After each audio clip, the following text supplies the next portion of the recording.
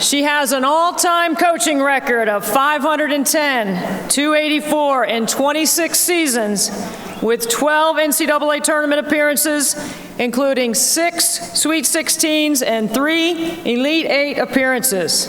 She's been named the Big 8 Coach of the Year 4 times. In 1994, she was named the U.S. Basketball Writers Association National Coach of the Year and Basketball Times Magazine Coach of the Year. In 1995, she was named the WBCA Carol Ekman Award recipient. In addition, she was the assistant coach on the 1996 U.S. Olympic team that claimed the gold medal in Atlanta.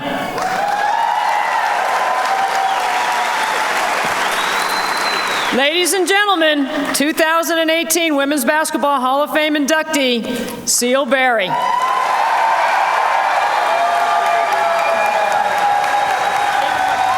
Like a small boat on the ocean, sending big waves into motion, like how a single word can make a heart open. I might only have one match, but I can make an explosion. Thank you. Thank you so much. This induction means so much to me, and I'd like to thank the board of directors, the national board, the local board, the executive board, all the boards. I told Sue Donahoe, who's on the board, if I finally got in the Hall of Fame, I would defensive slide all the way across the stage. I was going to do that for you, Sue, but it's my sister's dress, and And this weekend has been so well run, so professional, first class in every way. I mean, got off at the airport. I want to thank, really, it's been outstanding. Dana Hart and Josh Sullivan, all the interns, you guys have done an excellent job in putting this evening together, so thank you. The whole weekend together, thank you so much. It's been so great to reconnect with my fellow inductees. I'm honored to be inducted with this class. It's an outstanding class. Sellout crowd came for these guys. But it's been great. And you WBLers, Chris Daly and I timed you. It took you 7 minutes to get up and about 15 minutes to get back. So you guys, you kind of went into our time, but we're not going to take that personally. Just get us a glass of wine afterwards. My college coach is here, Sue Feemster. Sue Feemster was the women's athletic director and the field hockey coach and the volleyball coach and the basketball coach and the gymnastics coach and the softball coach, and she drove the van. When I got to Kentucky in 1973, I had one goal, and that was to get back home to Louisville, Kentucky. I was going to be a math teacher at Assumption High School, the Catholic high school that I went to, and I was going to coach basketball, and that's what I was going to do. And Sue had other ideas for me. She thought, nope, you're going to be a women's athletic director. And so I kind of went on that path, majored in accounting, and then I got my first interview in accounting, and I went, you know, I really want to coach. And she made that phone call to the University of Cincinnati, and I appreciate that, Sue Feemster. I know you're out there somewhere on the left. I really appreciate the support you've always had and the many steps that I've taken in my career. I loved my time as a basketball coach, and the reason I loved coaching was because of the players. And the players, you know, coaches say this all the time. They say they love all their players. Most days they do. And I really love my players, and I got out of coaching pretty young. I was 49. And I had one concern, and that concern was, who's going to hold me to a higher standard? Who, you know, every day they're not going to be there because you love your kids so much, you don't want to let them down. You know, you want to be a better listener. You want to, they make you be more patient, more accountable. They make you have that drive, that work ethic. And, you know, I was always on time because I told them they had to be on time. told them no cursing, and I was like, ooh, I gotta watch what I say. And that's what I miss. I miss that connection with the players. I want to thank Shelly Sheets for flying down here today. She was the only All-American we had at the University of Colorado in 1995. Shelly's here today, along with Ann Wilson, Benina Martin, but they represent all the players.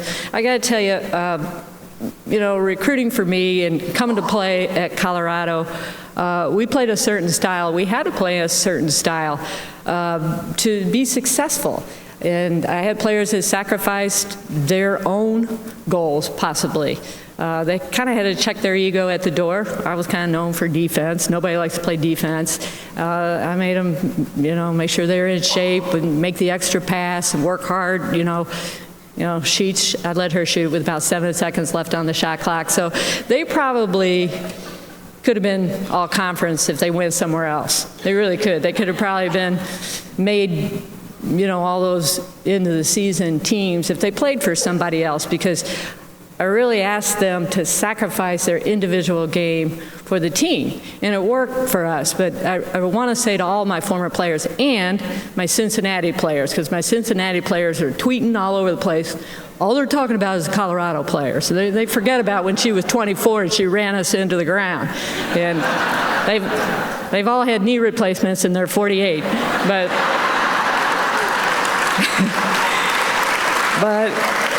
thanks to those guys, and I have some staff members that are here. I might have to name you guys. Chris Livingston, Terry Ward, they're laughing. They're the operations. Tanya Have, LaTanya Watson, and Barb Smith. Barb was on my staff for non-conference championship teams that we had in the Big 8. She's just right next to me.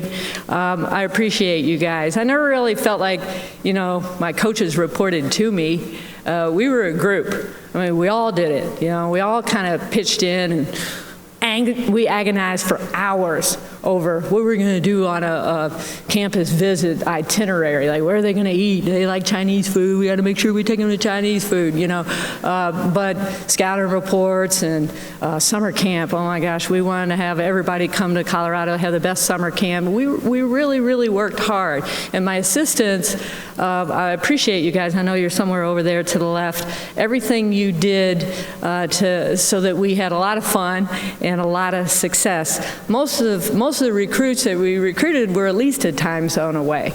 I mean, if you look at Colorado, they like to ski and hike, and you know, we're surrounded by not very many people, a lot of bears and fish and things out there, but there's not a lot of basketball players out there. So my players were driving, or my coaches were driving an hour to the airport and then flying 2 hours and then driving another hour and a half. And they were in the middle of Minnesota, and they called me, and the game got snowed out.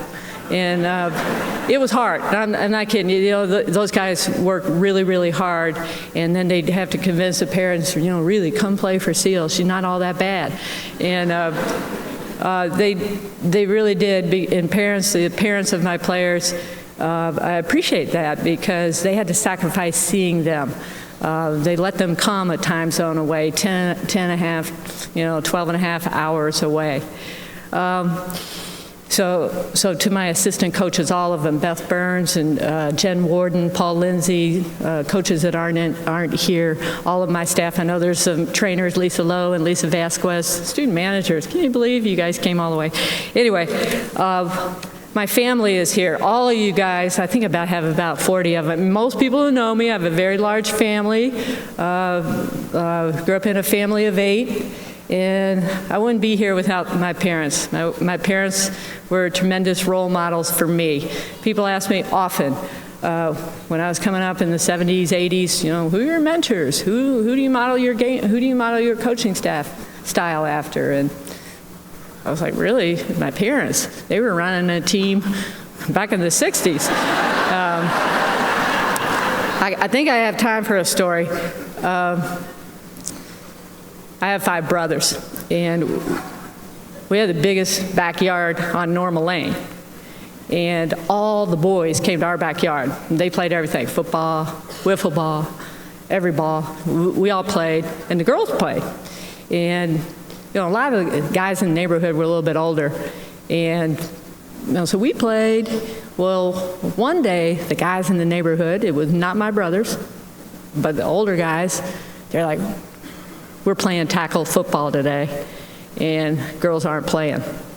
And so my dad had gotten home from work. It was like 5:15. He's sitting there with his elbow on the windowsill. And I like beelined right over to my dad. And I was like, Dad, they won't let us play. He was drinking a beer. It's okay, Mom. And he yelled out the window. He goes, boys, let them play or the game's over. And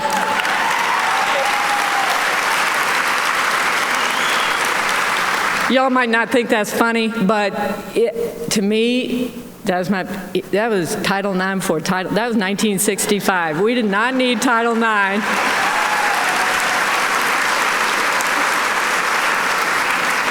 In my family, because my dad pretty much made it clear that girls were going to get to play in the yard. On blacktop, we all played.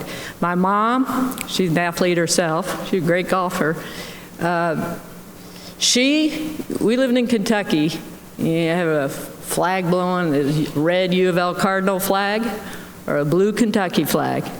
But on Normal Lane, we had that gold CU Buff flag every time we played. And my mom made sure that everybody on Normal Lane knew that the Buffs were playing. So thank you, Mom. My mom's 93, right here in the front row.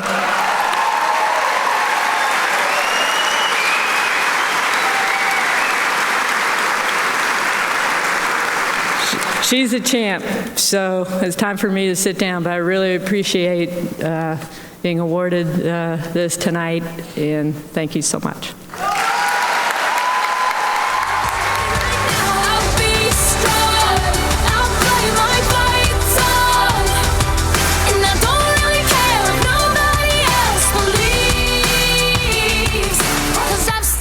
Congrats, Ceal.